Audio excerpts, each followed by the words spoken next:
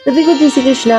स्वागत है आपका संस्कार कथा चित्रण में, जहाँ धर्म, भक्ति और संस्कृति की संग मिलती है आत्मा को शांति की अनुभूति।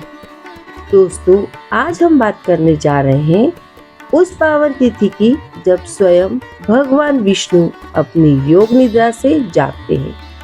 जी हाँ, देव उठनी एकादशी, जिसे प्रबोधिनी एकादशी या देवोत्थान एकादशी भी कहा जाता है। आइए जानते हैं 2025 में यह शुभ तिथि कब है, इसका क्या महत्व है, इस दिन पूजा कैसे करनी चाहिए और सबसे पहले देव उठनी एकादशी की तिथि और मुहूर्त।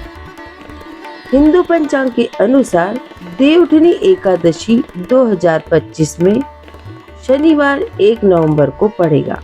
एकादशी की तिथि प्रारंभ होगी 1 नवंबर सुबह 9:11 पर और समाप्त होगी 2 नवंबर सुबह 7:31 पर।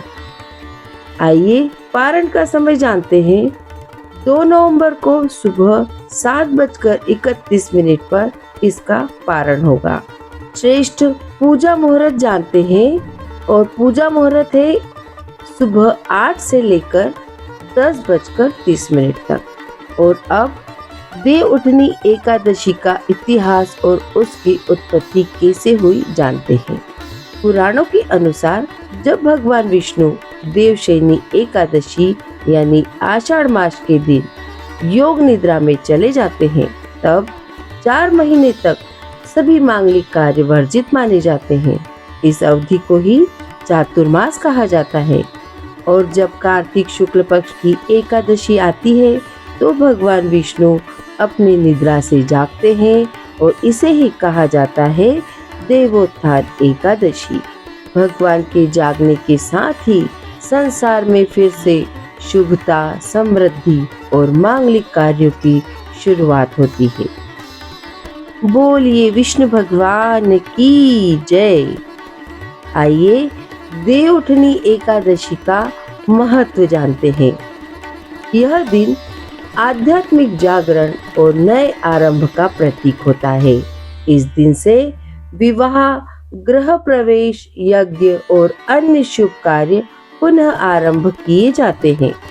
भगवान विष्णु के पूजन से जीवन में सुख, समृद्धि और शांति प्राप्त होती है।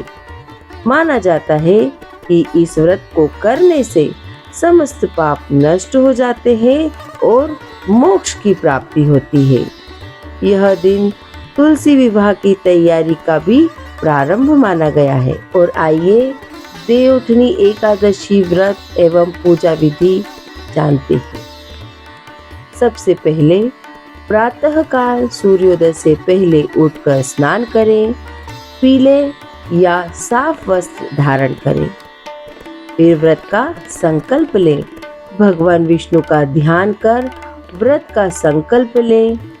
हे श्री हरि, मैं आपका एकादशी व्रत श्रद्धा और नियम से करूँगा। पूजा स्थल को साफ करें।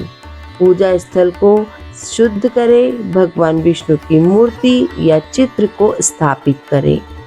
फिर अभिषेक, गंगा जल, पंचामृत से भगवान को स्नान कराएं। भोग और अर्पण कुछ इस प्रकार है। तुलसी दल, पीले पुष्प, चंदन, धूप, दीप, फल और नैवेद्य अर्पित करें।